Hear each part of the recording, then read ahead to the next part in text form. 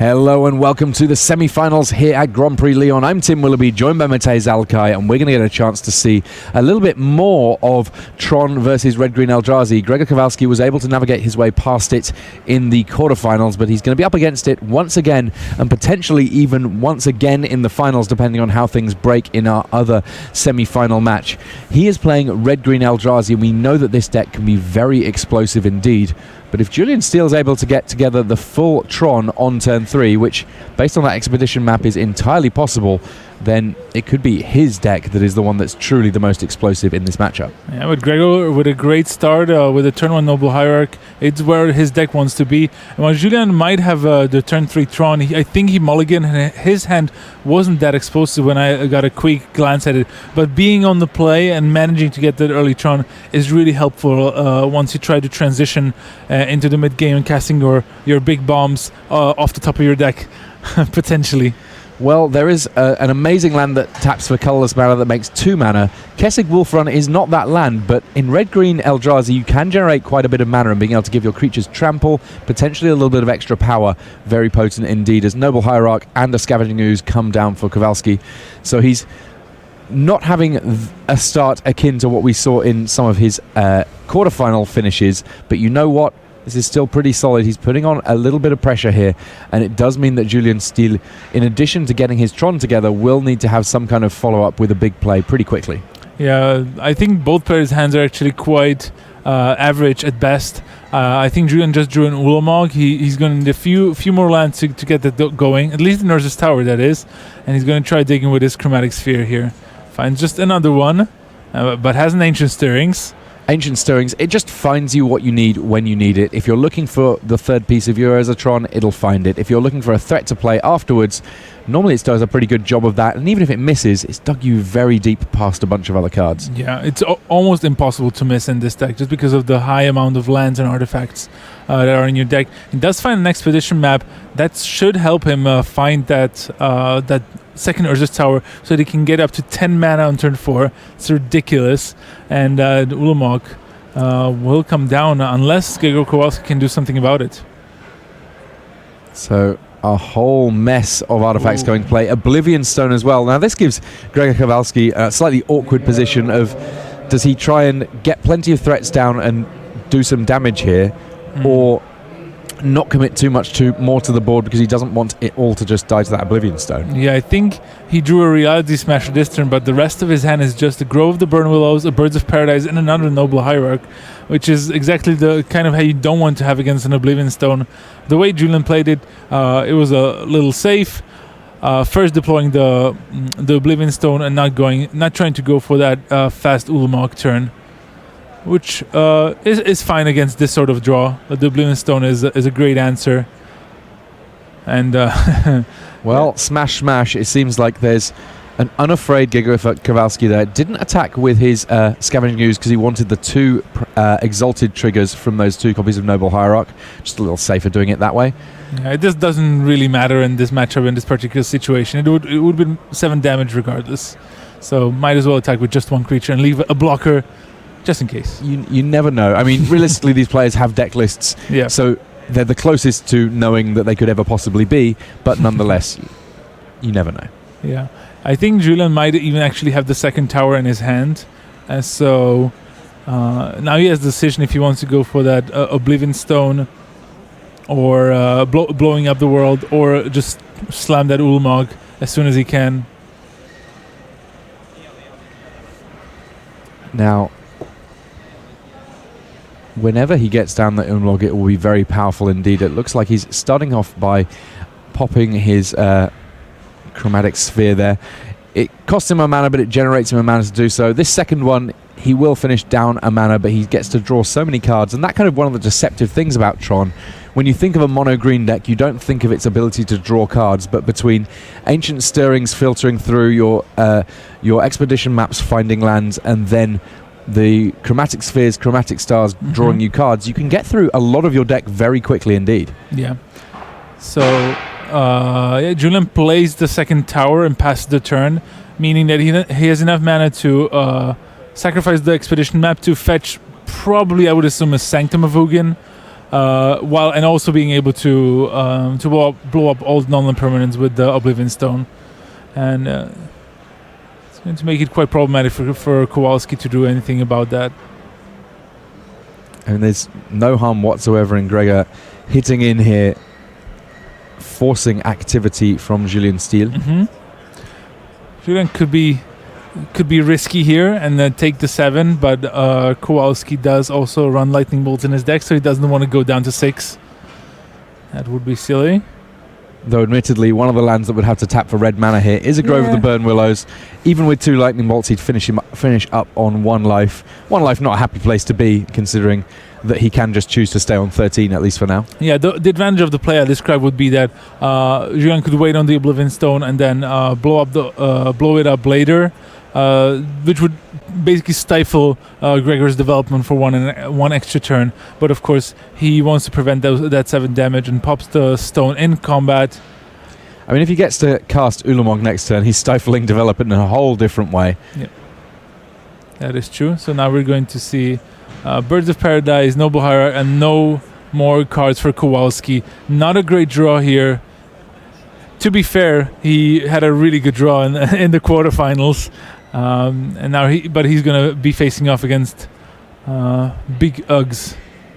Ulamog. Oh no, he's going to start off with a Walking Ballista. I kind of like this. Yeah. Make a gigantic Walking Ballista. That'll deal with a whole host of things on Gregor Kowalski's side of the board, while still triggering Sanctum of Ugin and allowing Julien Steele to set up for Ulamog the Ceaseless Hunger next turn, and potentially even running Ulamogs that get to leave Gregor Kowalski with essentially no permanence. Yeah. Must be nice. He can go back-to-back Ulamogs as well. He wants to finish with the perfect victory. Just exiling all the permanents. Technically speaking, there are no style points, but I'm willing to award some anyway for that kind of a win. So Lightning Bolt targeting the Walking Ballista, that's enough for Julien Steele to fire it off at Gregor Kowalski's head. And here comes Ulamog, here comes Ulamog. No coloured mana for you, Gregor Kowalski. You're going to have to work with that Eldrazi Temple and Kessig Wolfron and hope that that's good enough. Spoiler alert, I don't think it's going to. Yeah, this one's over. So Gregor Kowalski scoops up his cards. Julien Steele able to pick up the first game relatively straightforwardly, it must be said. The draw from Gregor Kowalski, it was all in on the early threat of Reality Smasher, etc. being good enough, and there aren't too many games against Tron where you can rely on just that. Yeah. So let's have a look at these deck lists as these players move to sideboarding. They'll be looking to make some spot adjustments, and we heard Riley and Simon talking about how there aren't too many copies of Crumble to Dust that we've seen in this field. One place that they do show up in this exact sideboard from Gregor Kowalski. Yeah, it's the ideal card to have against the Tron lands, getting to kill one and all the other copies, make sure your opponent doesn't get to Tron, and now has to play a more of a fair game. But yeah, I think Crumble does, of course, makes the addition into the main deck. I think Greg can find easily cards that he can shave, stuff like Dismember and Lightning Bolts. There should be a Fork Bolt somewhere, according to his deck list, somewhere hidden in his deck list. Even though I don't see. Oh yeah, it's hidden on the top left next to the Mind Stone. So he can cut those removal spells. Even though something like Scavenging Ooze is not really that impressive. But I would say that he maybe doesn't have as many cards to bring in, apart from the Crumble to Dust. Of course, I can imagine a combination of Natural State and Ancient Grudge making it in, just to try to kill an early expedition map, if it's possible, or potentially an Oblivion Stone that was just played on the battlefield.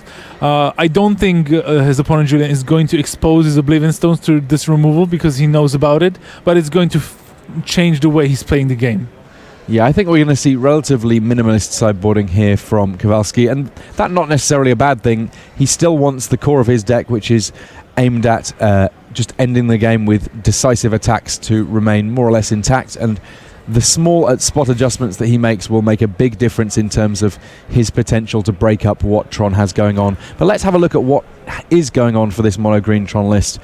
In that sideboard, well, he can start pretending to be a bit of an Eldrazi deck too. Yeah, I mean, he has his own Thought-Knot Seers. Thragtusk seem like good creatures in this particular matchup. They can block a Reality Smasher while gaining also 5 life and leaving something behind.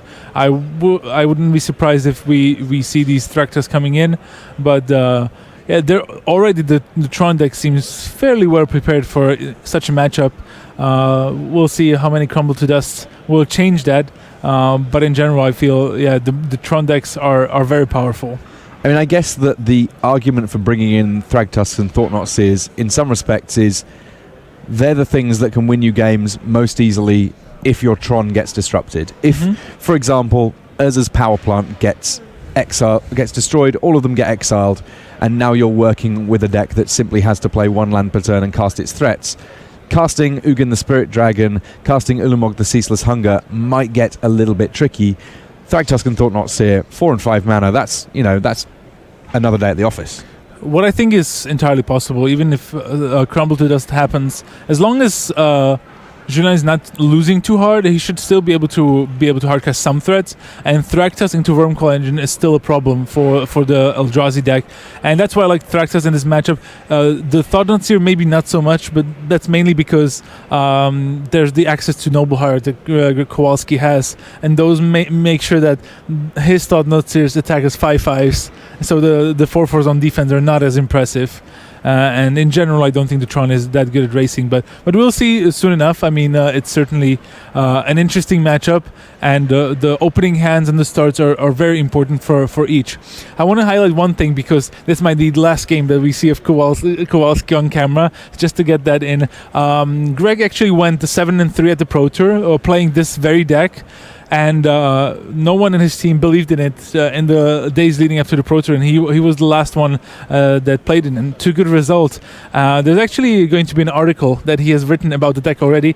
I know it because I have reviewed it. It's going to be up on the Haruya website on Monday or Tuesday, and so if you want to find out more about the deck, certainly head on over there tomorrow.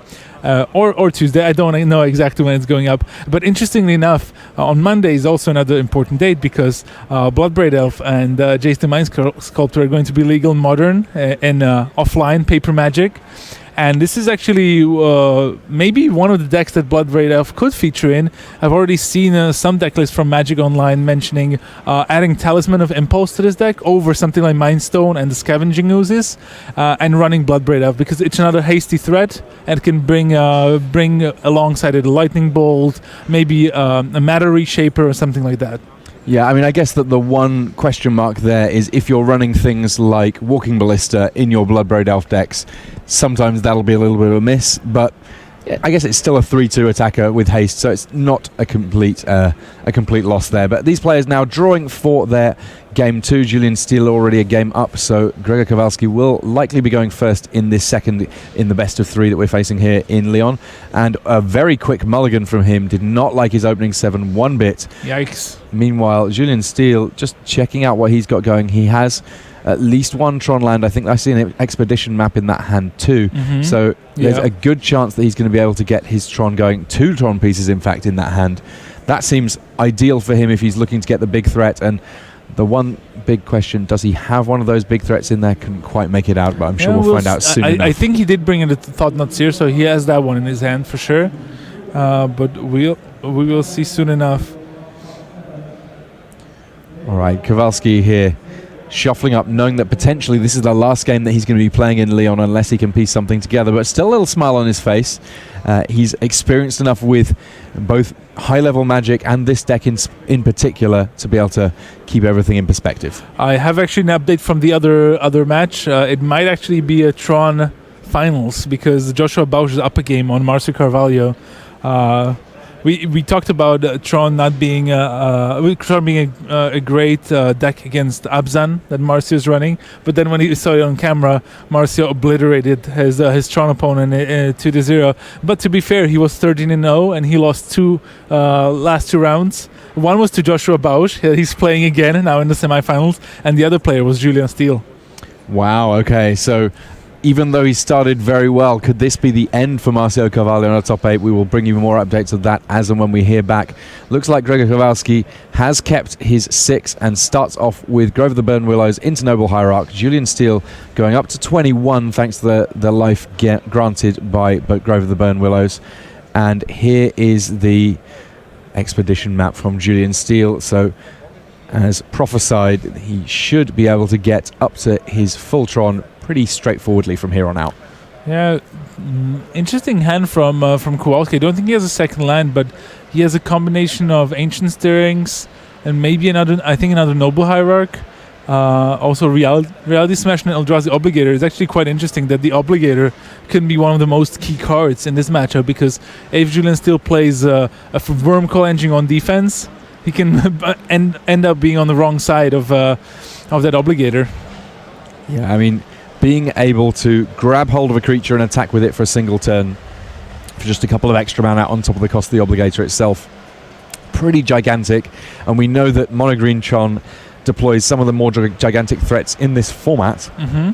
So I'm guessing that one a pretty good one for this matchup specifically. No, we'll see. As the starts off with the Ancient Stirrings, maybe dinging for a land. Certainly could use some an Eldrazi Temple or something similar here. That's so he can deploy his Reality Smasher as soon as possible. Finds the Crumble to Dust, and I love this interaction because it is a colorless spell. It has to void, is a colorless card. Just because there's a red mana symbol in the cost, that don't mean nothing, because you can still fetch it out with the powerful Ancient Stirrings. And Crumble to Dust, one of the key cards with which to take Tron down, make sure that it can't get too much going. Though in this instance, he needs that Noble Hierarch to survive. He needs to hit his land drops if he's going to be able to cast that Crumble to Dust in time to be able to disrupt Tron from at least getting one big play. He needed a green source so that he could play a green source with a Noble Hierarch. So next turn he guaranteed the Crumble to Dust. Now, having found only an Eldrazi Temple, he has to draw basically any land in his deck to be able to play it. So this is going to be a 10th draw step for Kowalski here. And Julian Steele, he knows exactly what's coming. So if he has ways of dealing with that Noble Hierarch this turn, he would be well advised to use them, even if it does mean slowing down his ability to generate Tron. Though he has no way of... I mean, I guess if he can get up to casting Thought-Knot Seer, he can potentially get Crumble to Dust out of Gregor Kowalski's hand. But you know that the second that Gregor has the chance to play it, he will be using it to take out one of those Tron pieces. Doesn't really matter too much which one, because any one is enough to disrupt the ability to put all three of those different lands in play and have them generate plenty of mana. So just past the turn, or is there a land? Oh, there's a Cavern of Souls, so he can play the Crumble to Dust here. I would be stunned if we saw anything but Cavern of Souls. Let's see what it's naming. Eldrazi seems like one reasonable option, but for now it's the fact that it taps for colorless mana that's the important thing. Crumble to Dust. Yes, there's going to be an Expedition map in response.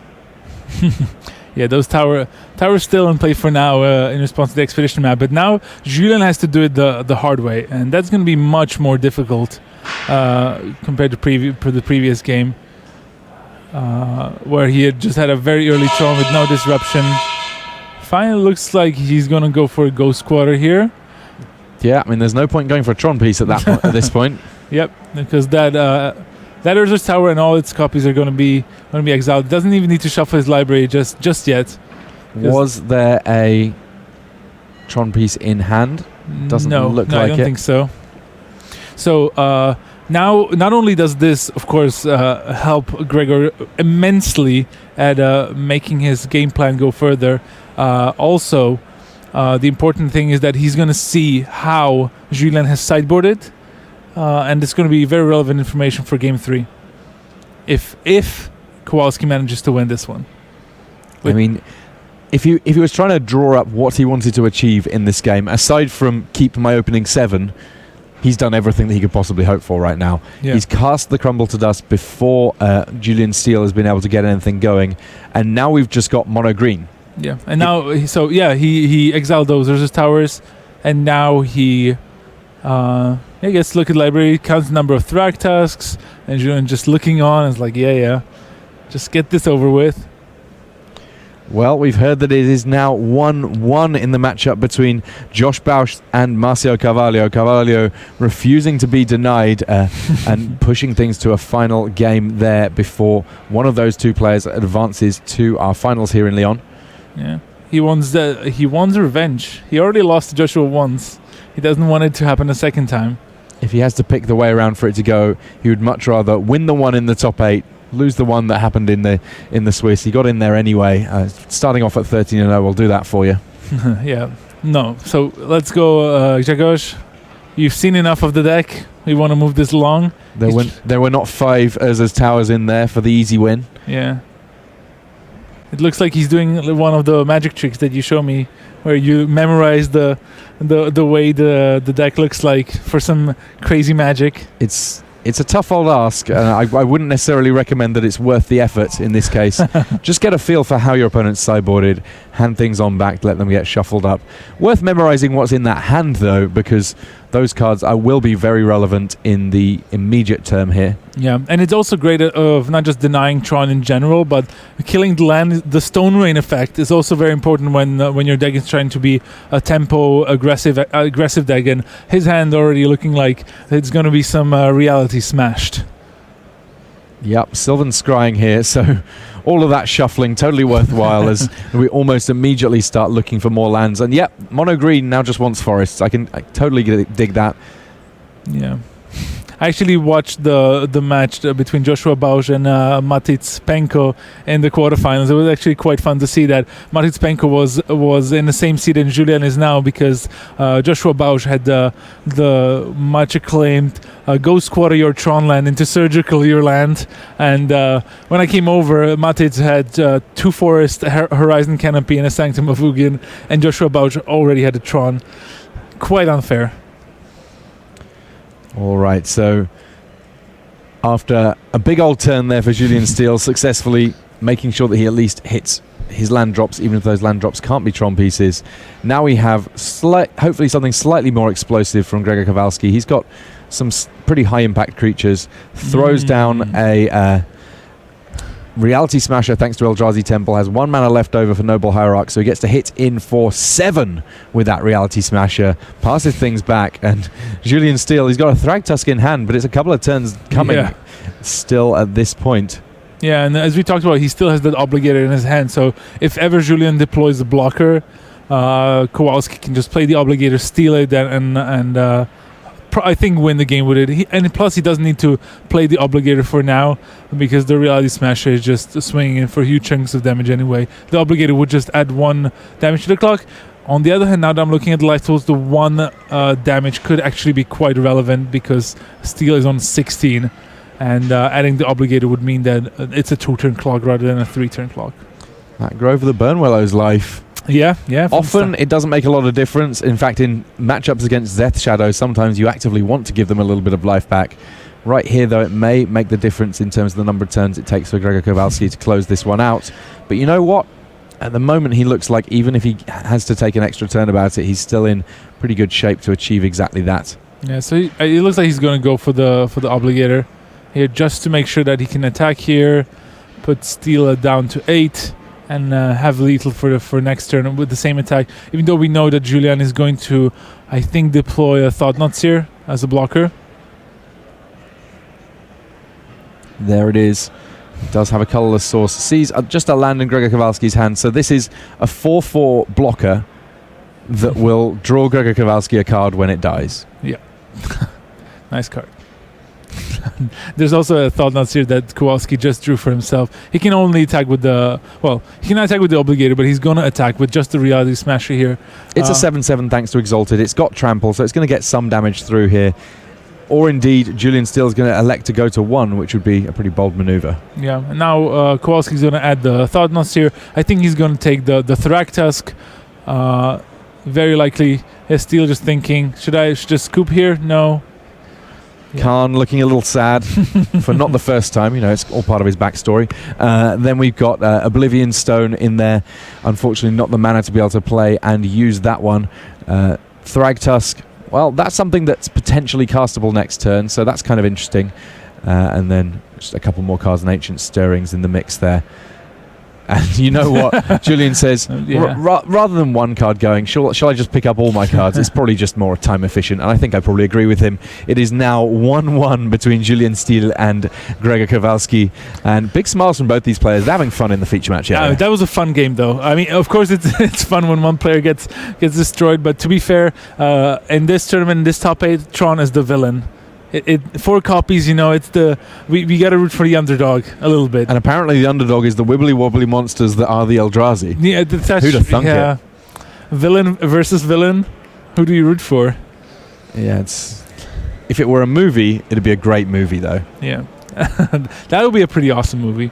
Right, so even I also have to say that I called Kowalski the underdog, even though he's obviously the more accomplished player here. One of the best Polish players, probably of all time. I think he's the all-time Pro Point leader out of Poland. Has lots of great finishes. Still no Pro Tour top 8s, but already a few GP top 8s under his belt. And he has really kickstarted his career ever since, I would say, like 1.5 years ago. There was the Pro Tour Shadows over Innistrad in Madrid, where he finished in the top 16. And since that point, he started testing with guys like Martin Musa, really improved his limited game, got to be a gold pro, and now he's kicking on this season as well. I think he's well over 30 pro points already for the season. Well, if you're looking to make the run for platinum, that's how you do it. Exactly, yeah. He also needs 7-3 at the Pro Tour with this very deck. I don't think he changed any cards in main deck, running it back here even better. With better results. I'm a huge fan of Greg's. He's a good friend of mine, and I really respect the way he plays Magic. And to be fair, I like the fact that he chose an unorthodox deck that he played to success at the PT, because surely surprise factor is important when your opponent doesn't know what you're doing. It plays a part. But Kowalski obviously has just played enough with the deck to know what he's doing, and I don't think any of his opponents this weekend have tested against such a deck.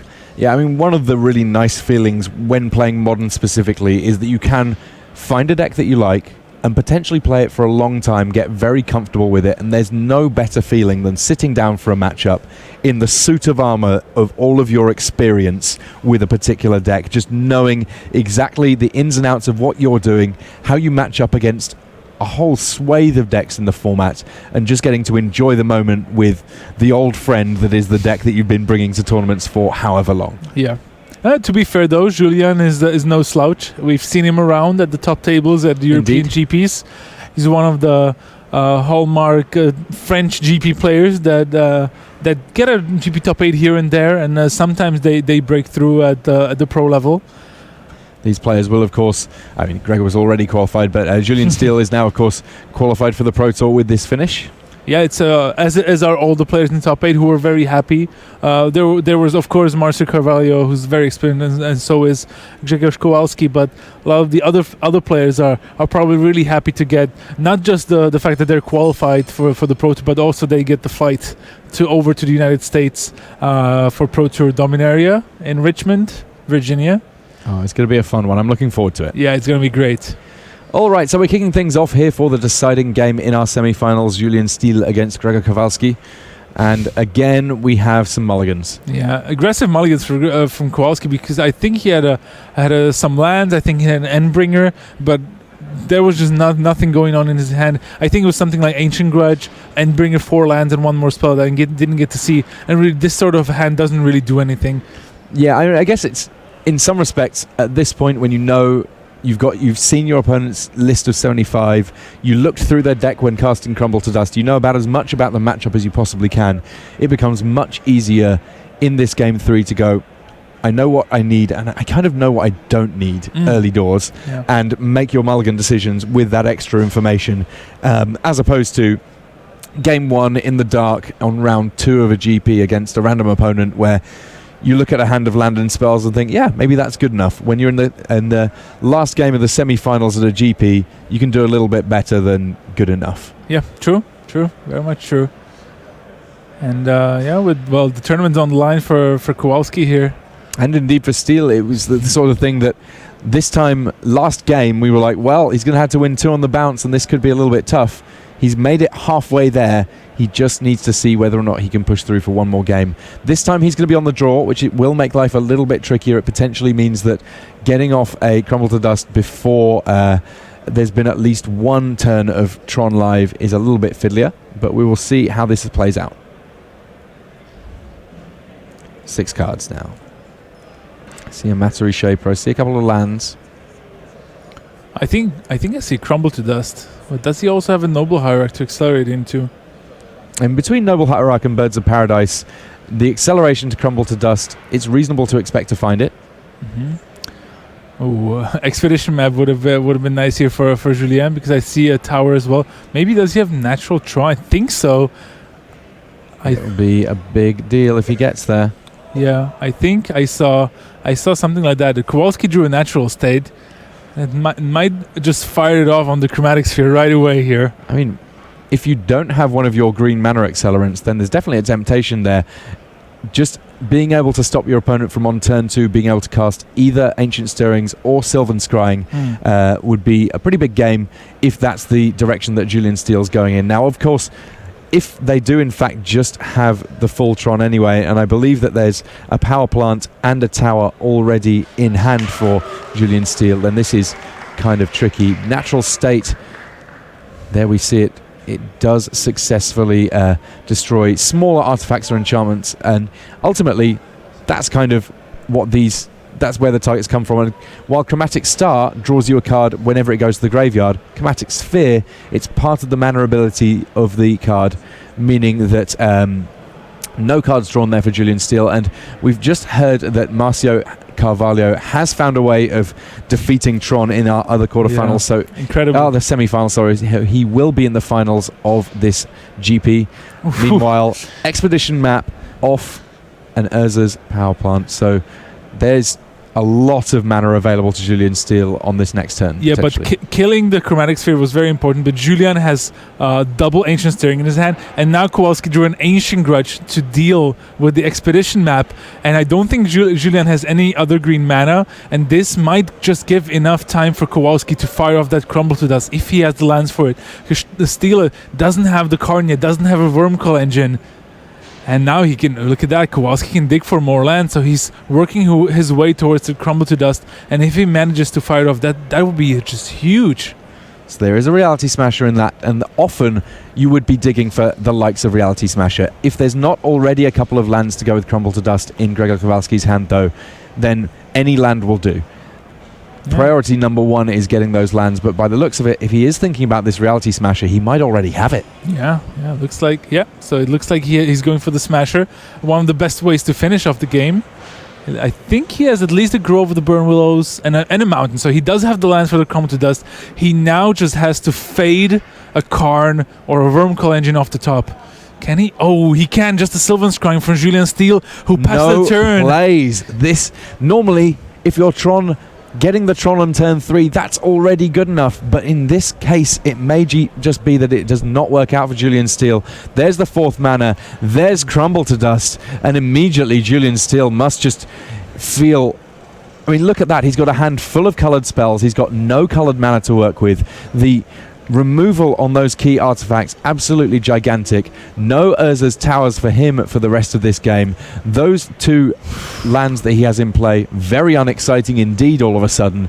And he's going to have to look on knowing that there's a Reality Smasher already in Gregor Kowalski's hand, and he has the mana to cast it next turn. Yeah. To be fair, Julien still has a Dismember and plenty of cards to throw away. So it's not over yet, but the Reality Smasher, and of course the Matter Reshaper, that's gonna keep piling in.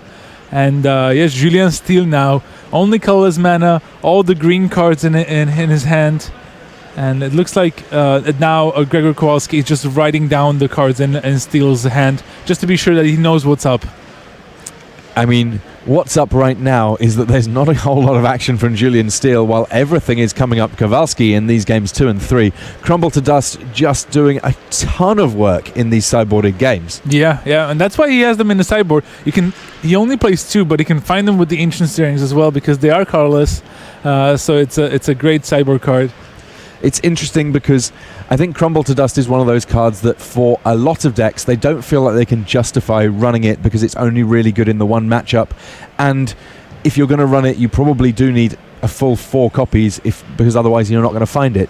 The addition of Ancient Stirrings alongside Crumble to Dust makes it so much more reliable to expect to see it, and that, along with the mana acceleration, means it's just perfect in Gregor Kowalski's list. Yeah, and Kowalski not only has a Reality Smash, he has 2 Reality Smashes.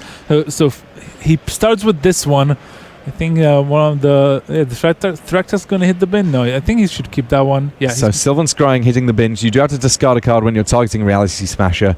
Enough to kill it off. I mean, Julian Steele's still taking 4 on that exchange. So he drops to 10 following the attack from Matter Reshaper, plus, of course, the Phyrexian mana cost of Dismember. And he has to go squad himself so that he can search up a forest, so he can at least try to find something with a Sylvan Scrying or an Ancient Stirring. I really don't think he has any way to bounce back into this game, because Kowalski has that second Reality Smasher, and he's certainly not going to hesitate to fire it off. Yeah, I mean, this has been a game where, while much like in our game 2, while there was a mulligan from Gregor Kowalski, once we got past that, everything seems to have come his way. Ancient Stirrings here being cast off that forest, which was so costly for Julian Steele to find. And even now, as he looks at these 5 cards, Khan seems a long, long way off here. And he may well find himself going for an Urza land just because that's the best option available to him. I guess Sanctum of Ugin also kind of much of a muchness. Yeah, this is a sad moment for the Tron fans out there. Tron fans. And it's an attack for 8. And there's a lightning bolt. At least Gregor Kowalski keen to put Julian Steele out of his misery fast. Big swings there. And Gregor Kowalski, he will be in our finals here at Grand Prix Lyon, Matej Zalkai. Yeah, the Tron menace has been defeated. All 4 mono-green Tron decks are eliminated out of our top 8. We're actually going to see a really interesting finals. A matchup that I haven't seen before. Red-green Eldrazi against Abzan. Yeah, Abzan, kind of the classic sort of grindy mid-range deck, and then on the other side of things, the new grindy mid-range deck, if you will, with all of these Eldrazi. Really interested to see how that one plays out, and we will not have to wait long to do so. Do not go anywhere. We've got a couple of ads, and then it will be Riley and Simon bringing you the finals here from Grand Prix Lyon.